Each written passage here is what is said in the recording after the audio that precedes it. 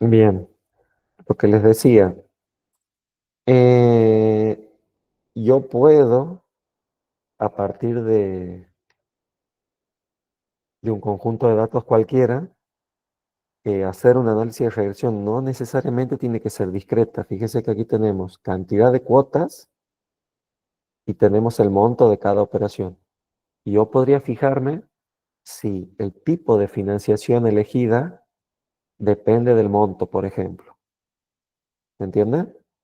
Yo puedo tomar el monto de cada operación como variable independiente y las cuotas como variable dependiente. O sea, me gustaría estudiar como variable principal el tipo de financiación elegida. Entonces, bueno, ponemos directamente esto así. Yo por comodidad lo voy a poner a la derecha esto y bueno, directamente selecciono todos los datos. Fíjense que hay 103.000 filas. Si yo inserto, eh, uy, porque no me está dejando. Mucho es, ahí está, ahí. Mi diagrama de dispersión, tengo tranquilamente mis datos aquí, con la financiación que va de 1 a 24 cuotas y con los montos que van de 0 hasta casi 14.000. Y bueno, aquí puedo ver que, a ver, en principio no existe una correlación muy fuerte, pero se puede hacer tranquilamente. Y tenemos una continua y una discreta. Bien, bien, profe.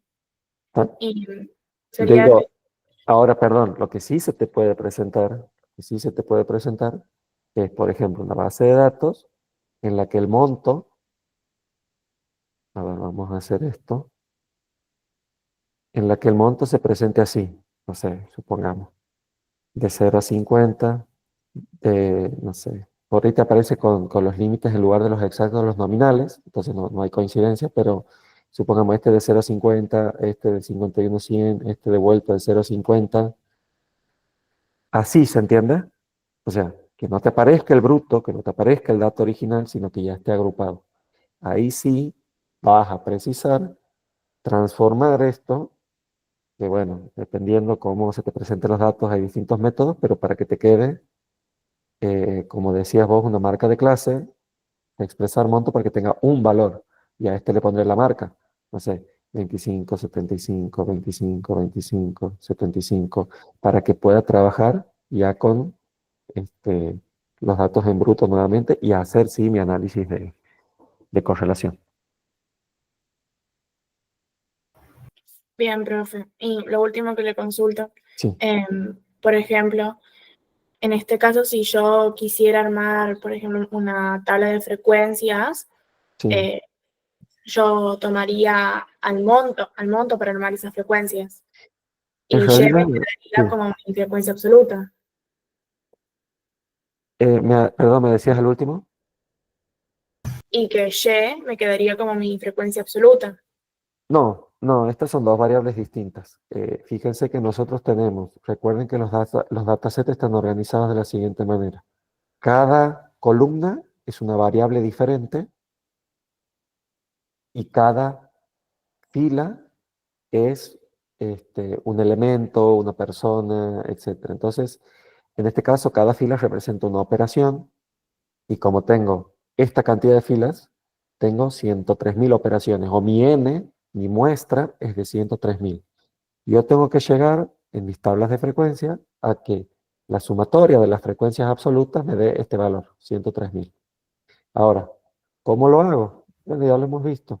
Seleccionamos toda nuestra base, insertamos una tabla dinámica y aquí yo elijo, quiero hacer una tabla de frecuencia de monto o de cuotas, porque ambas son variables cuantitativas. Yo puedo hacer una tabla para cada una. Entonces digo, bueno, quiero hacer de monto. Vamos a hacer de cuotas más fácil. De cuotas, y fíjese que aquí me aparecen las distintas alternativas de cuotas. No sé por qué aparecen operaciones con 0 cuotas, Yo si haría una limpieza de eso le borraría, pero bueno, nada, es un detalle. Y aquí, en valores, eh, aquí tengo que corregir esto porque está sumando la cantidad de cuotas. Entonces yo necesito hacer un recuento, esto también lo hemos visto, recuento, y directamente me dice, dos operaciones de cero cuotas, 52.000 operaciones de una cuota, 12.000 operaciones de dos cuotas, y así. Y el total, 103.883. Esta es una tabla de frecuencia con cuotas, que es una variable cuantitativa discreta, ¿sí? Es decir, una tabla de frecuencia simple. Si yo quiero hacer una con monto, también la puedo hacer. En vez de trabajar con cuota, trabajo con monto. Vamos con monto y pongo cuota. ¿Qué pasa? Perdón, monto y monto y buscamos hacer recuento. Claro, ¿qué pasa? Esto, si yo quisiera, por ejemplo, graficarlo, realmente no es apropiado. Habíamos dicho que cuando teníamos, vamos a hacer un pequeño grafiquito. Fíjense que ilegible esto. Cuando nosotros teníamos demasiada variedad de valores, y es algo que pasa normalmente en las variables cuantitativas continuas, tengo que agrupar en intervalos de clase. Entonces, esto nos invita a que apliquemos lo que hemos hecho en clase, que es crear grupos de selección y decir, bueno, si el máximo valor es este, bueno, yo voy a probar que sea de, por ejemplo, 1000 en 1000. Si voy de 1000 en 1000, voy a tener 14 intervalos diferentes. Supongo que quiero menos, voy a poner de 2000 en 2000. Voy a tener 7 intervalos diferentes. Y pongo aceptar. Y fíjense la gran concentración que hay en los montos más bajos, o lo atípicos que son los montos altos, que si a esto lo vemos en términos porcentuales, voy a corregir esto, que si esto lo vemos en términos porcentuales, eh, bueno, claro, no, porque cuando arrastro esto, monto X, eh, voy a copiar. Por eso no me gusta trabajar con tabla dinámica, no quiero pensar. Esto, ahí está. Cuando lo trabajamos con rango normal, todo se clarifica.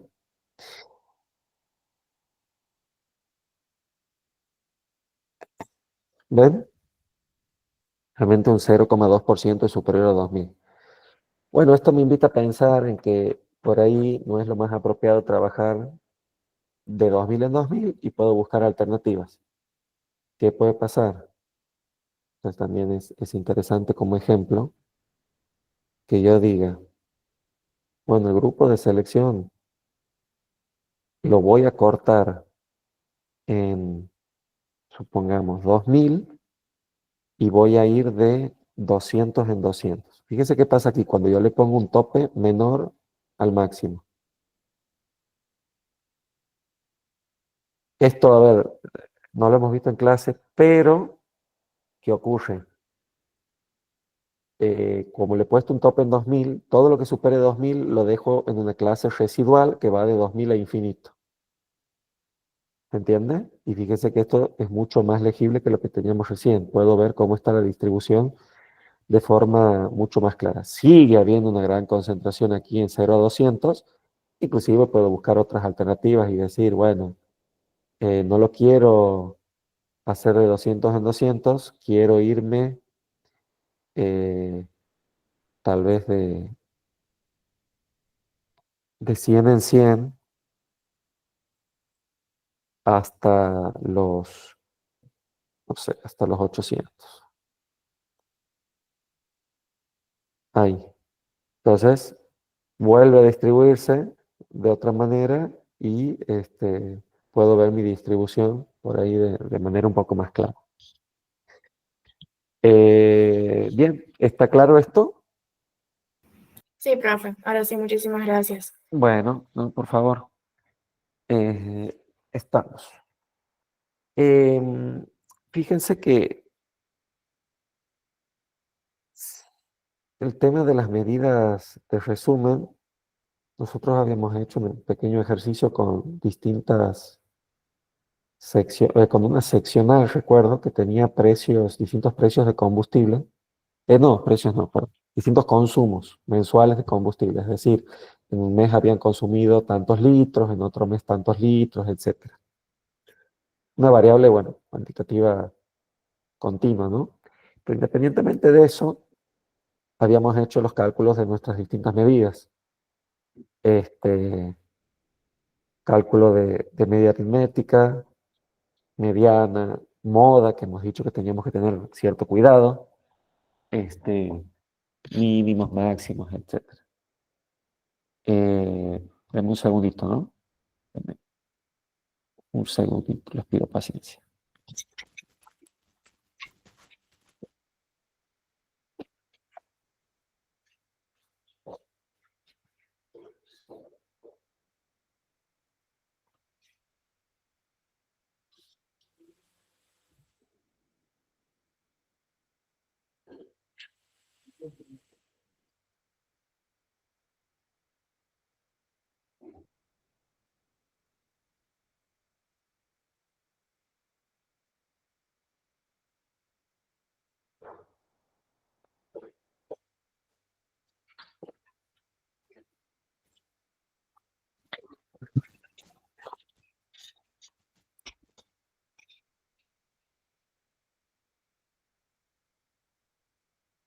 Hola, bien.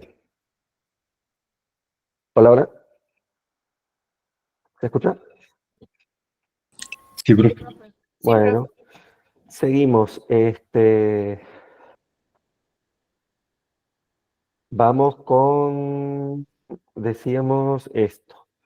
Bueno, esta actividad la hemos visto, ¿recuerdan?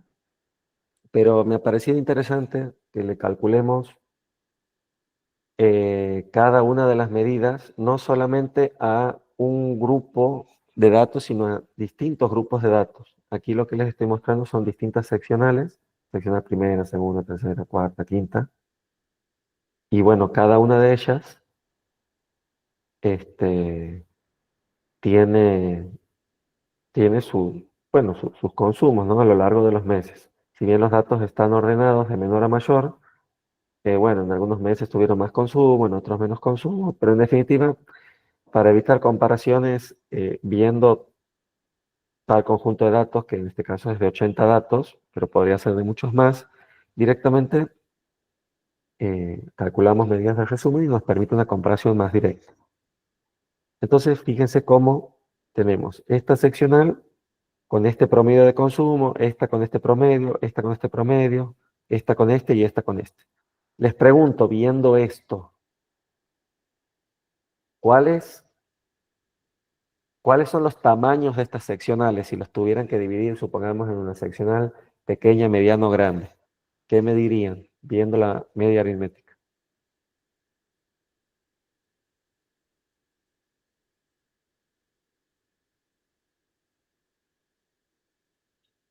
¿Cuál es la que tiene más vehículos? ¿Cuál es la que tiene menos vehículos?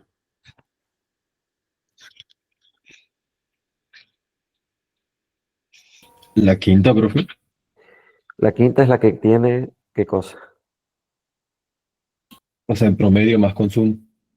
En promedio más consumo. Entonces, fíjense que con un solo dato, en lugar de ponerme a ver todo esto, yo puedo decir, la seccional quinta tiene un consumo más alto de combustible que las otras. Se espera que la quinta tenga por ahí una, una, una zona asignada más grande o que tenga más vehículos o que tenga tipos de vehículos que consumen más, etcétera. Bueno, eso ya depende de cada caso, ¿no? Pero en definitiva consume más combustible y se espera que sea una seccional que así como tiene de golpe más recursos para este tipo de consumos, también lo tenga en otros aspectos, por decir. Pero bueno, eso es otro análisis, otra interpretación.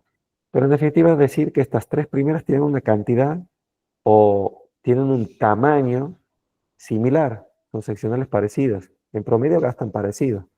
Dicho de otra forma, si yo agarro 3 alumnos que tienen un promedio académico similar, podría decir, bueno, les va más o menos igual en la carrera, que tienen promedios parecidos entre sí. Bueno, esto es lo mismo, ¿no?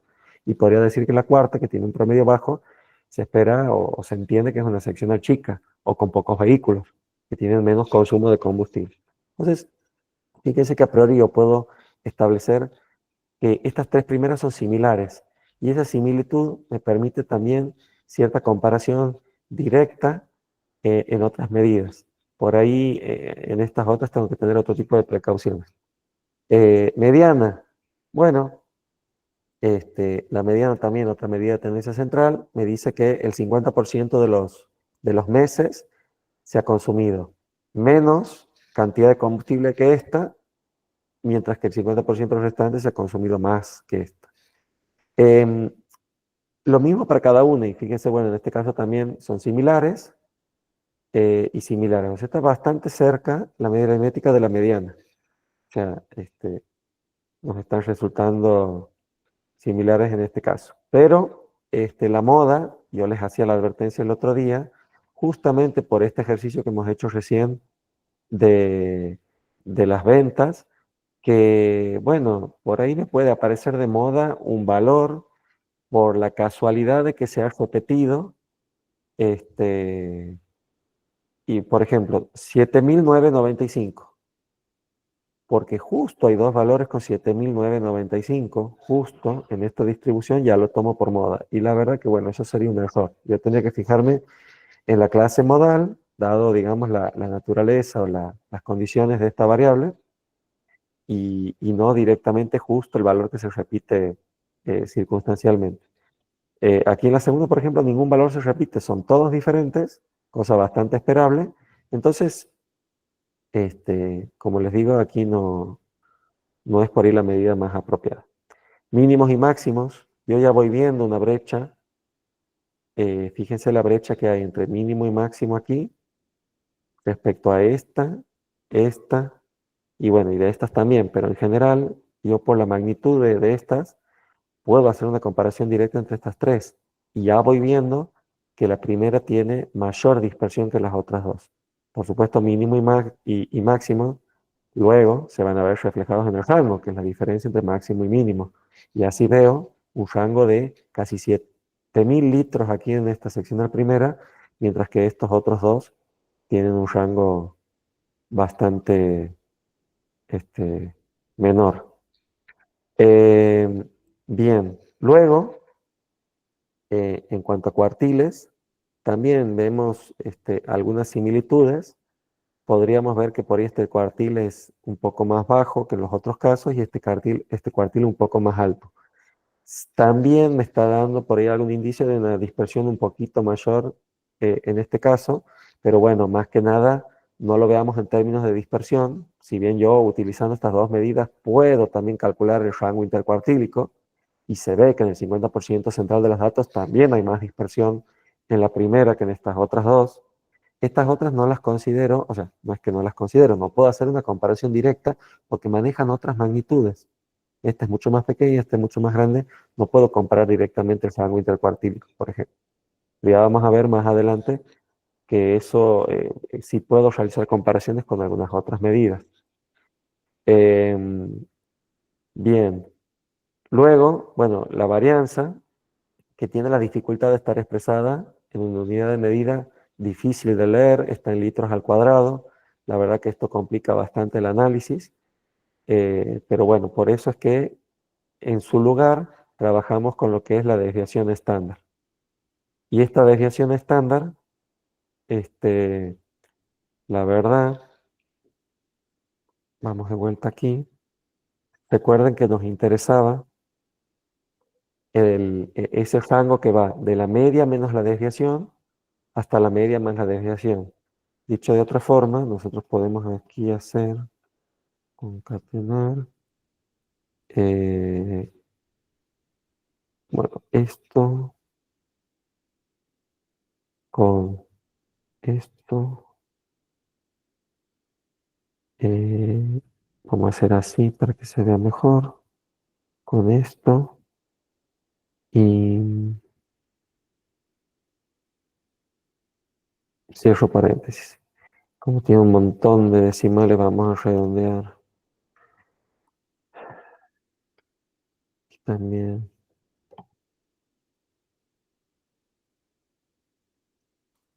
Bueno, ahí tenemos los distintos rangos en donde se espera esté el 68% de los datos. Ahora, nosotros hemos dicho que el 68% se encuentra normalmente en las distribuciones normales, que son simétricas y mesocúrticas. Hasta el momento desconocemos la forma de estas distribuciones, y ese 68% puede ser un estimado, pero bueno, vamos a ver, a chequear como curiosidad, 68% de los datos, si son 80 los datos, se esperaría, no, se esperaría que dentro de este intervalo haya más o menos 54, 55 datos. Entonces, bueno, yo puedo hacer un conteo, esto como para seguir entendiendo, ¿no?, lo conceptual, y decir, bueno, dentro de cada uno de estos conjuntos de datos, si, ¿cuántos hay? ¿Se acerca ese 55? Bueno, lo vemos. Contar si, contar si conjunto. Rango de criterio. De y sería mayor a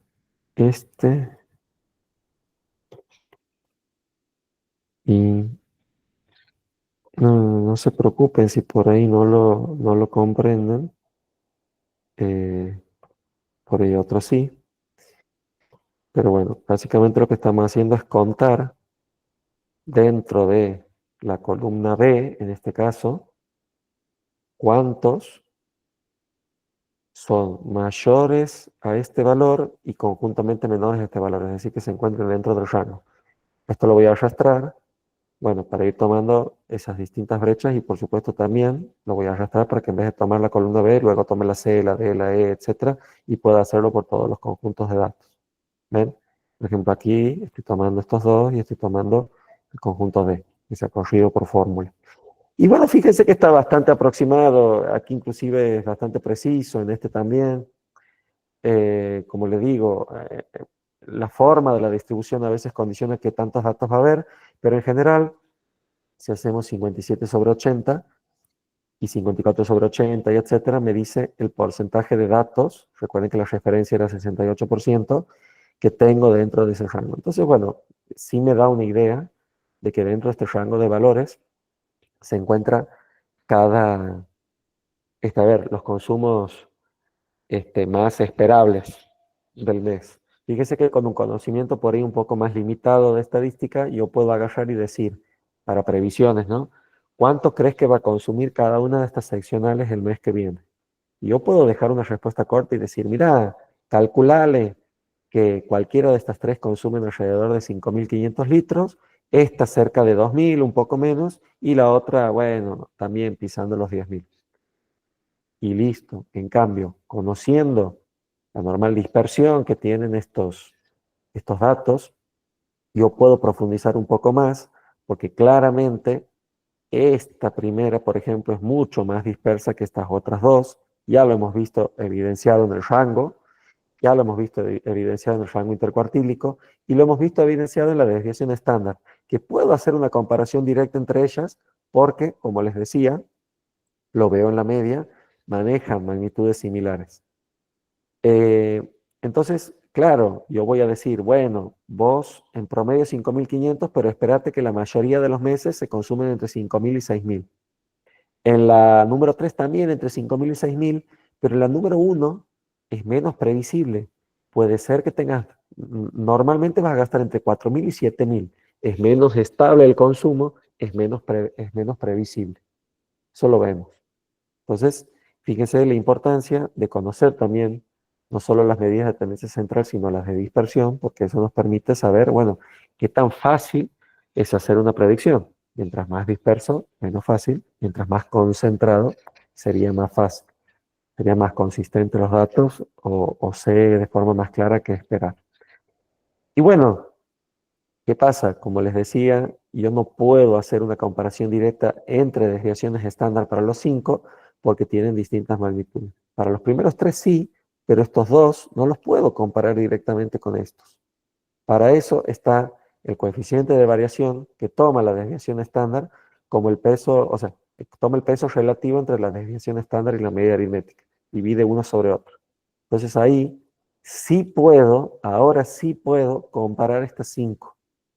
El coeficiente de variación es el que me permite compararlas. Entonces yo puedo ver que lo normal en cuanto a dispersión sea valores similares a esto. O sea, aparentemente hay como este, una dispersión típica que va más o menos por estos valores en cuanto a coeficiente de variación. Y bueno, esta, la seccional cuarta, tiene una dispersión ya un poco más altita, no es tan previsible para los valores que maneja, y esta ya tiene una desviación bastante más alta, menos previsible. Esto debería ser para mí, fijándome solamente en esta fila, una alerta para que al controlar los consumos de las distintas seccionales yo vea por qué esta es tan dispersa, por qué va variando tanto de un mes a otro, por qué aparecen valores atípicos como no aparecen en otros. En fin, fíjense que esa aparición de valores atípicos nos lleva inclusive a tener una distribución con una simetría positiva bastante marcada, se escapa ya bastante de cero, y también, bueno, una distribución leptocúrtica. Yo al ver estas dos filas ya me voy haciendo una idea de la forma que tienen todas estas distribuciones. Parece que en general son bastante cercanas a ser simétricas, si bien son valores negativos apenas ahí bajitos, y por el lado de la kurtosis son entre mesocúrticas y platicúrticas. En general parecen tener, porque hemos dicho que lo típico en cuanto a dispersión es esto, parecen ser más bien platicúrticas, luego esta se acerca más a una distribución mesocúrtica, y esta por último ya pasa a ser más leptocúrtica. En definitiva, nosotros, a ver, vamos con la parte gráfica.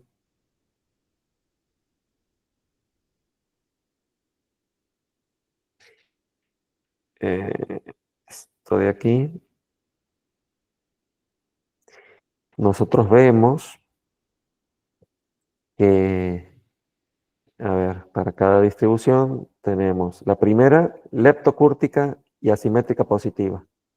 No lo vamos a hacer con todas, pero leptocúrtica y asimétrica positiva. Yo espero para la primera una forma como esta. No hace falta que vea los números en detalle, no hace falta que grafique. Yo viendo estas dos medidas, yo sé que mi distribución es así, concentrada en los valores bajos y con la aparición de algunos valores atípicos hacia la derecha.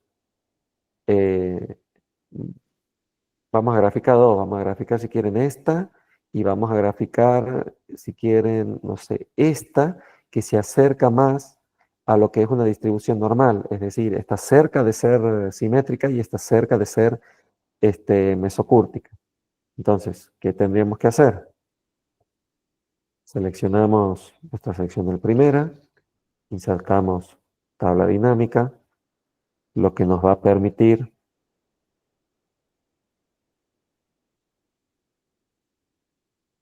cuento, agrupar en intervalos de clase.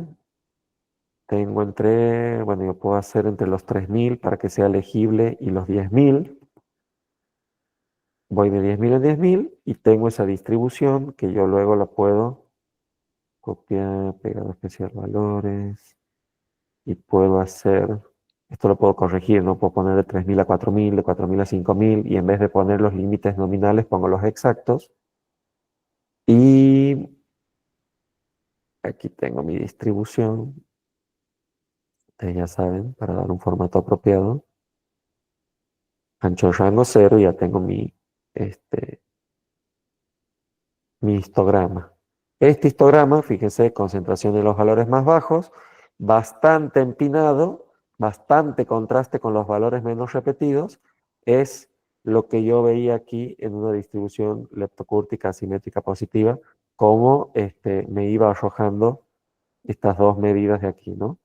Si quiero hacer lo propio con bueno, lo hacemos para la seccional cuarta, insertamos tablas y hacemos lo propio, ¿no? Cuarta, configuro, recuento, agrupo, vamos a agrupar, ¿dónde está? Aquí está. En este caso lo podemos hacer de 1000 a 3000, y si quieren podemos ir de 600 en 600, de 500 en 500. Pasa que de 500 en 500 voy a tener nada más que 4 clases. No me convence. Vamos con 8 clases de 250 a 250. Y a esto lo puedo copiar, pegado especial, valores, e insertamos esto, nuestro gráfico. Y fíjense, realmente bastante parecida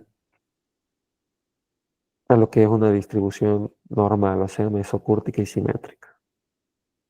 Levemente asimétrica, que se ya tiene sus asimetrías, por supuesto la medida lo dice, pero vean la importancia de comprender también las medidas descriptivas porque de esa manera, a ver, el análisis se vuelve mucho más rico si yo hago, por ejemplo, este tipo de comparaciones. Tengo otros para comparar, pero recuerden que las magnitudes que generalmente trabajan, que pueden ser evidenciadas por las medidas de tendencia central, las magnitudes, me dificultan comparaciones en algunos niveles. No puedo comparar el rango de una distribución con promedio 5500 con el rango de una distribución de promedio 10000.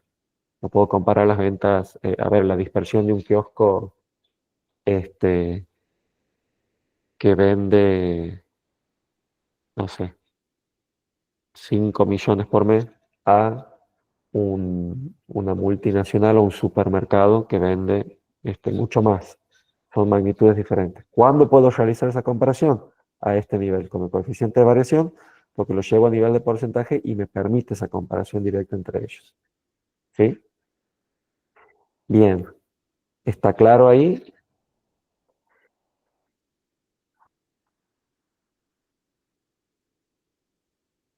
¿Alguna duda? ¿Alguna consulta sobre esto mismo? ¿Sobre otra distribución? Inclusive a esto yo lo puedo copiar y lo puedo pegar. A ver dónde está. Aquí. Aquí lo puedo pegar. Y, y puedo ir corrigiendo. Voy a hacer algo mejor porque por ahí lo voy a pegar exactamente ahí, en H2. Vamos a ver. Pero si lo pego en H2, 1, 2 más, a ver si me sale. Promedio de D, pues lo he hecho con cuotas. No, voy a hacerlo con monto, que me resulta más interesante. Otra vez. Uy, está bloqueado.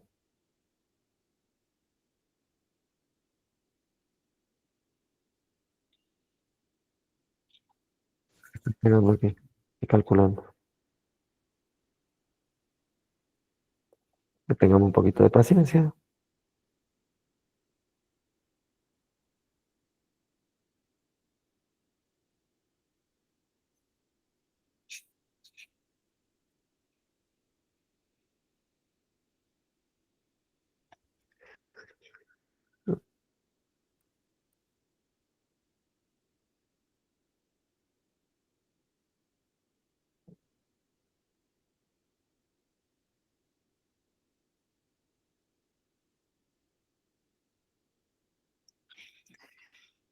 Perdón, ¿la reunión sigue o también se ha clavado? Sigue, profe. Bueno,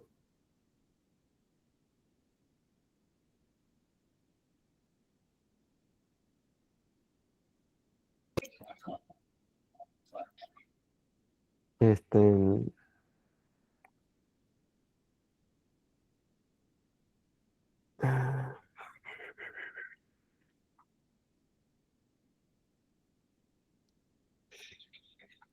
a ver cómo salimos de aquí.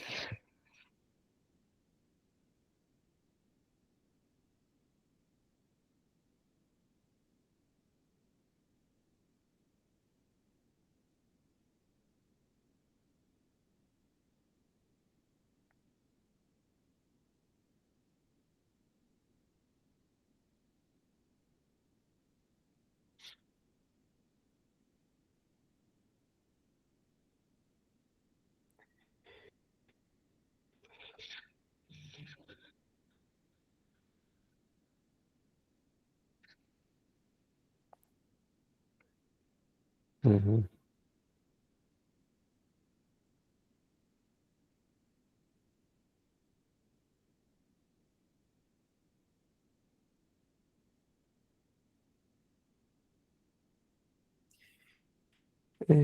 Teníamos,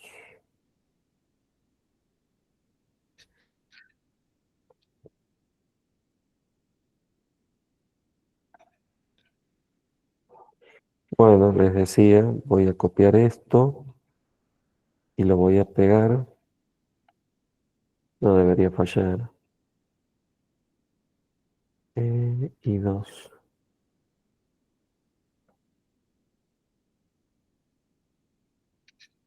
A ver, lo mismo.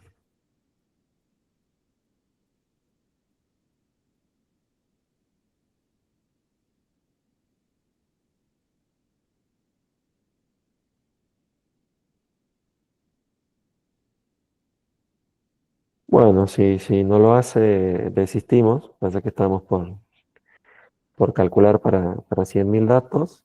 Por ahí mi máquina no lo está aguantando, pero me parece raro. Ah,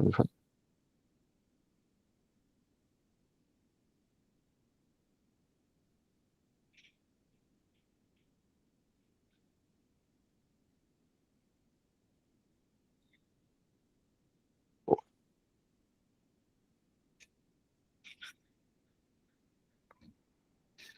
tremendo.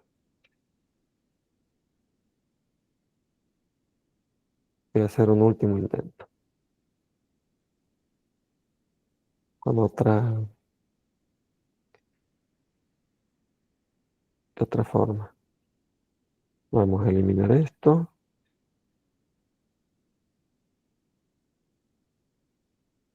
Vamos a eliminar esto. Voy a trabajar directamente con monto y vamos con esto. 1, 2, 3, DHG. G. Ah, qué bonito. Claro, así cualquiera. Ahí va.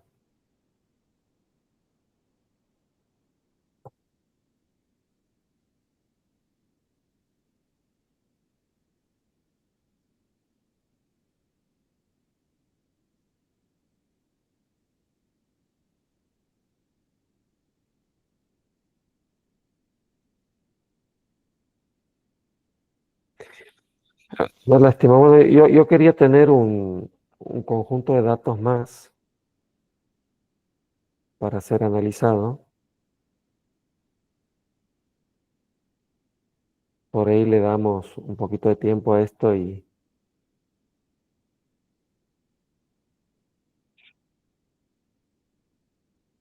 le damos un poquito de tiempo y se compone. Pero bueno, mientras, este, ¿qué dicen? ¿Alguna duda más respecto a esto?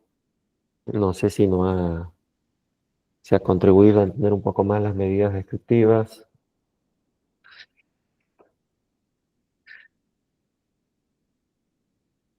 ¿Algo más que quieran consultar? Profe, Sí, una consulta. En el trabajo tiene que estar puesto la tabla general donde hemos tomado datos, o tenemos que hacer una tabla dinámica de múltiple entrada y eso copiar y pegar en el trabajo. bien. La verdad que como lo que hay que presentar es un PDF, seguramente se dificulte, a ver, dejar reflejado todo el dataset si es muy grande. Una opción que les propongo, que denme un segundo, voy a salir de aquí porque no hay caso, voy a volver a entrar, es esto. Vamos con el documento, vamos con este, un nuevo archivo, salimos, este mismo. Claro, de golpe ustedes trabajan con una tabla similar a esta y bueno, se complica. Lo normal sería que encuentren algo con más columnas, ¿no? Yo nada más que para que sea manejable les he pasado esto. Pero ustedes pueden hacer una muestra, agarrar y decir, bueno, tomo, no sé, 10 filas. Y esas 10 filas las copio y en mi Word digo, bueno, o aquí al principio o aquí en anexo. Digo, sample dataset y pego esto. Y bueno, hago así. Diseño, como les comentaba antes, ajusto la ventana. Si es necesario le achico la letra o hago una disposición horizontal. Bueno, eso lo veo. Y bueno, ahí tengo un pequeño ejemplo de la forma que tiene mi base de datos. Podría ser una opción, ¿no?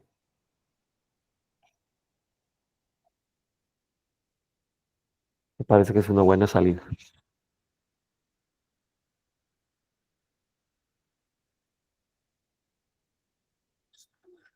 Por supuesto, ahí tengo que consignar, no sé, 10 filas de 103.883, por ejemplo. Ahí estoy mostrando 10. Digamos, hago la aclaración de que son muchos más registros.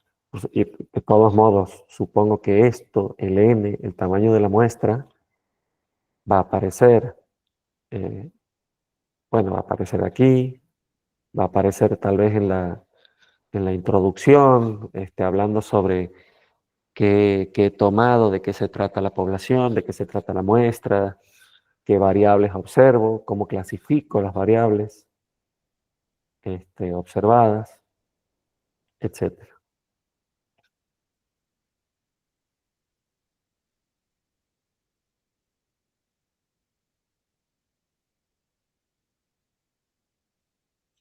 ¿Se entiende? Y en el caso de que sean más columnas, ¿cómo puedo hacer? Bueno, puedo separar por Eh, sección, o sea, si hablo de un tema, hacerle una tabla para ese tema. Este, por ejemplo, si y ahí vinculo dos variables determinadas, hacerle tomar la parte de la tabla que vincula esas dos variables, y ahí relaciono con el tema.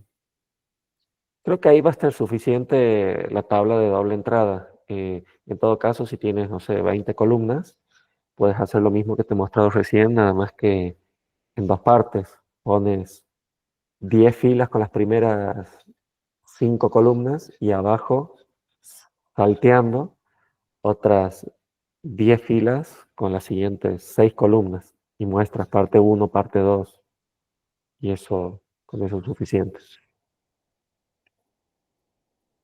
Y ya te sirve para el general de los casos. Inclusive, a ver, algo que les puede resultar útil o facilitar trabajo es que ustedes de golpe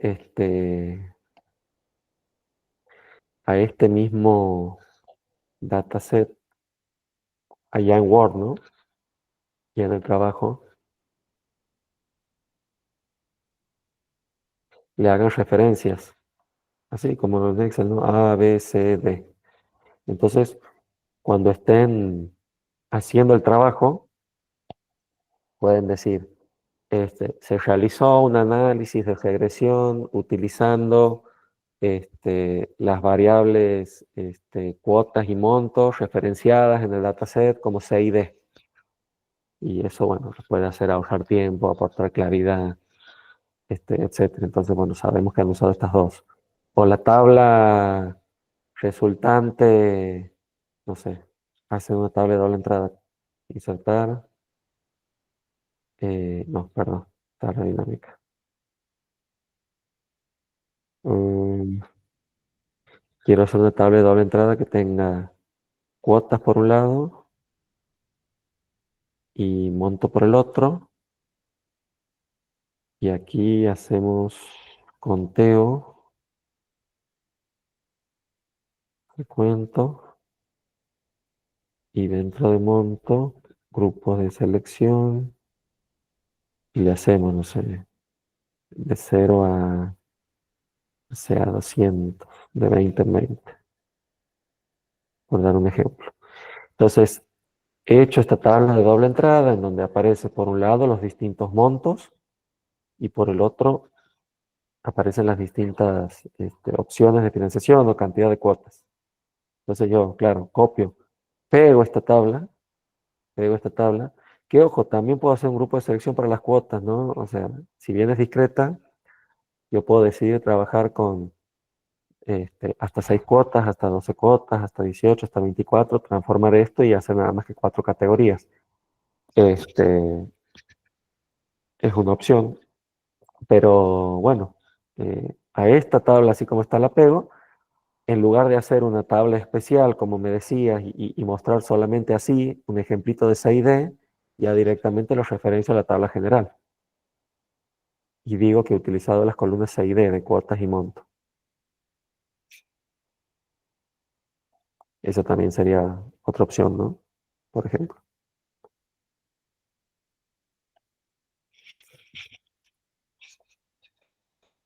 Bien. Profe, una consulta más. Usted en clase había mostrado sobre el tema Perdón. de regresión y relación y regresión, cómo hacer gráfico de dispersión.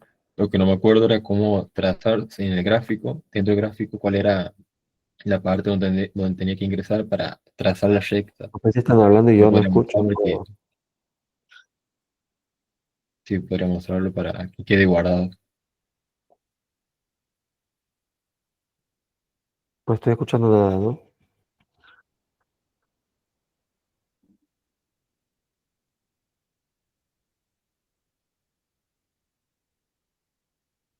¿Se escucha?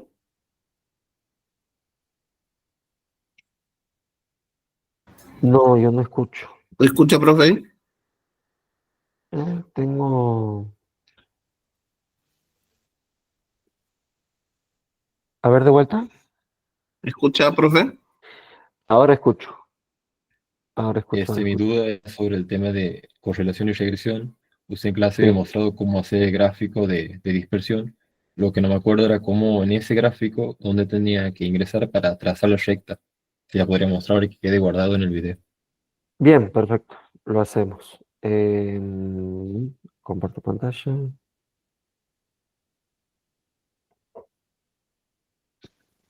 Entramos por 5. La voy a quitar ahora para que lo vean. Pero sí, bueno, hacemos la inserción de nuestro diagrama de dispersión. Si quieren lo hago de vuelta. Insertar diagrama de dispersión. Por supuesto que aquí tengo que colocar un título adecuado, ponerle el nombre a cada variable, ¿sí? Detalles importantes. Y dentro de diseño de gráfico, recuerden que cuando hago clic en un gráfico, esta es la cinta de herramientas, hay una serie de solapas, ¿no? Pero cuando hago clic en el gráfico, aparecen dos nuevas solapas diseño de gráfico y formato, y dentro de diseño de gráfico pongo agregar elemento de gráfico. Y ahí busco línea de tendencia y como trabajamos con modelos lineales, pongo lineal. Al aparecer la línea de tendencia, también le puedo hacer clic a la línea y dentro de formato,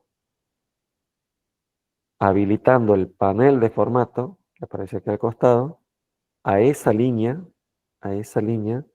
le puedo, bueno, modificar el estilo, ¿no? En vez de línea cortada, la puedo poner continua, le puedo cambiar el color y sobre todo aquí en la última sección puedo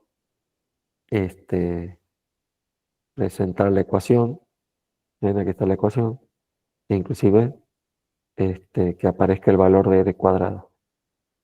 Ahí está. Y ya esto mismo también lo puedo agrandar, etcétera. Así sería.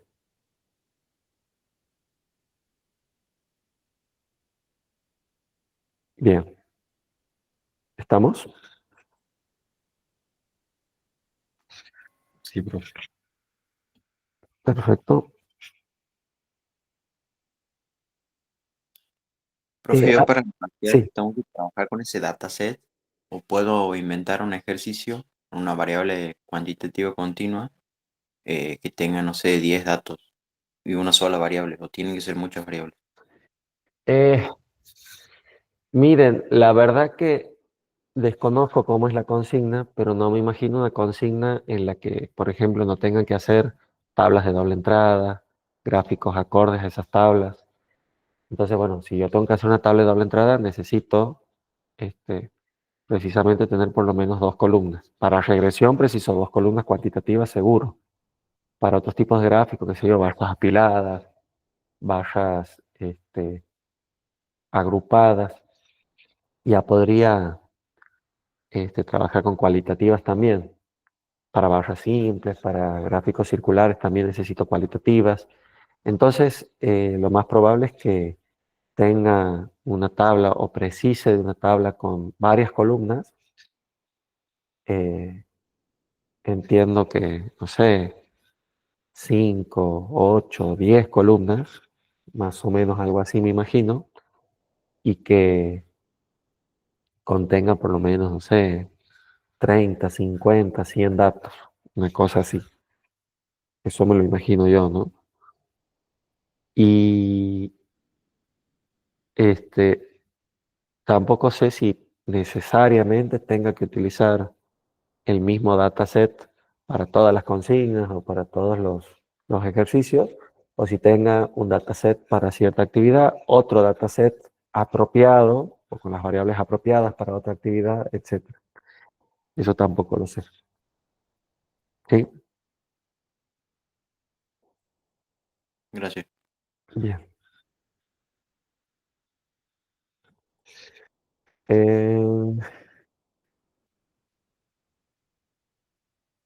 Muy bien.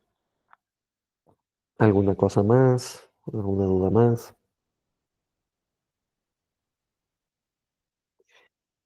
Por ahí algo que me resulta interesante mostrar, si no tienen dudas, es que nosotros hemos visto análisis de regresión lineal y hemos visto modelos lineales, pero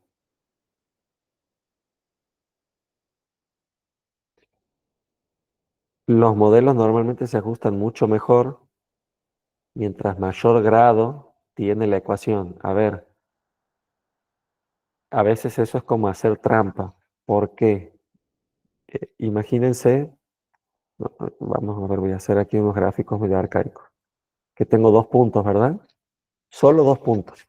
Imaginemos un análisis de regresión con solo dos puntos. Bueno, si yo hago una línea recta, yo tengo la garantía de que esa línea pasa por los dos puntos, ¿verdad? Hago la línea así y listo. Tengo un R1 o menos 1 y un R cuadrado 1. Ahora, si yo tengo tres puntos, vamos a suponer, no sé, un punto aquí y otro punto, no sé, aquí, así. Yo también con ya con una ecuación de grado 2, también garantizo pasar por 3 puntos. Porque, claro, esto es complicado de dibujar. Vamos a ver otra forma.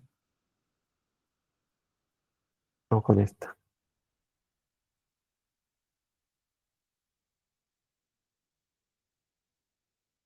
Qué difícil. No, bueno, vamos a girarla. Y bueno, vamos a imaginar,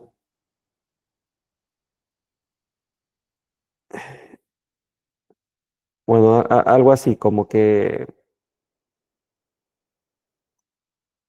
a un punto lo toco por aquí, al otro punto que está más abajo lo toco con esta parte de la curva y el otro punto que está más arriba, eh, vamos a traerlo por aquí, lo toco con la otra. Necesito un paint urgente, pero bueno, un punto aquí y supongamos que el otro punto por aquí. Entonces, claro,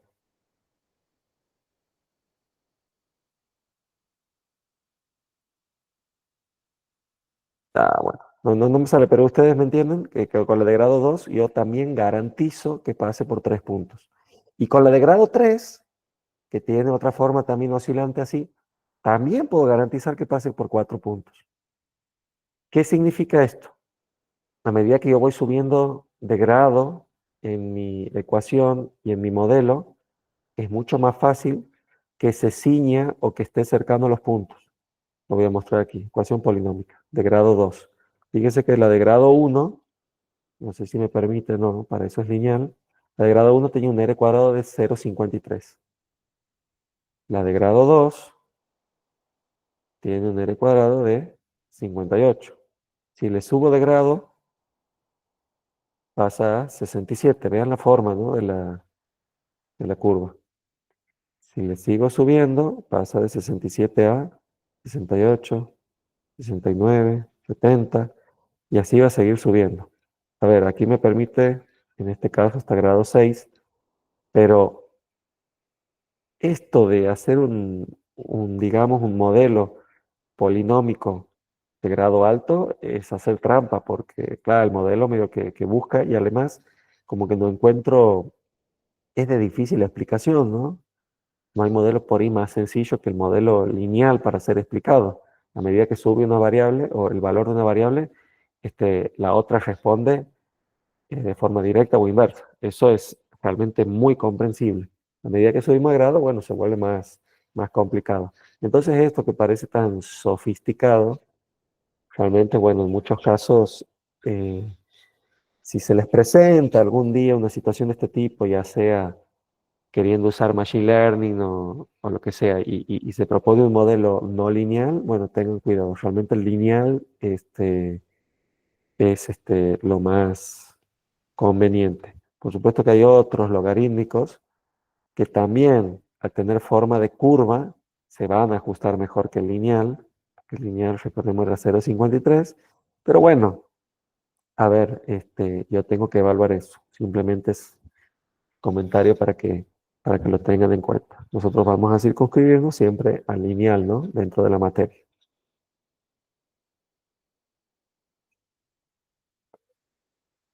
Em, bien, bien. ¿Alguna consulta más?